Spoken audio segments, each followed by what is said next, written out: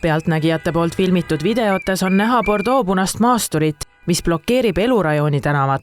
Immigratsiooniametnikud sõidavad tänaval pargitud sõiduki juurde, väljuvad autost ja annavad 37-aastasele René Nicole Goodile käsu autost väljuda. Üks ametnikest proovib juhipoolset ust avada, kui teine seisab sõiduki ees. Hetkel, kui maastur üritab minema sõita, avab ICE-ametnik tule, videotes on kuulda 3 pauku.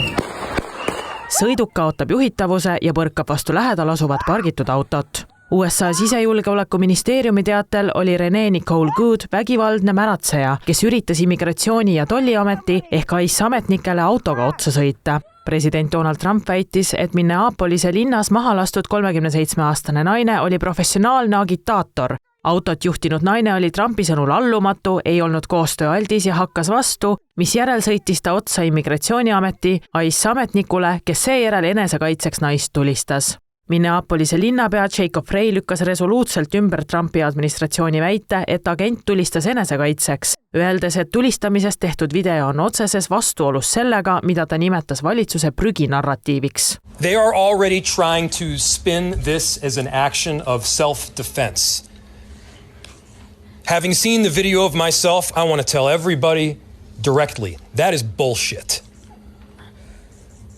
This was an agent recklessly using power that resulted in somebody dying, getting killed.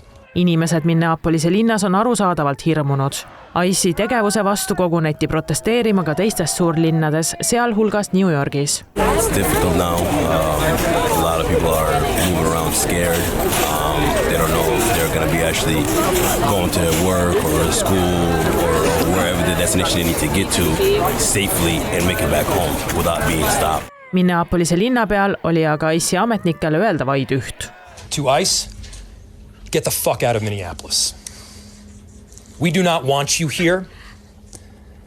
Your stated reason for being in this city is to create some kind of safety, and you are doing exactly the opposite. People are being hurt. Families are being ripped apart.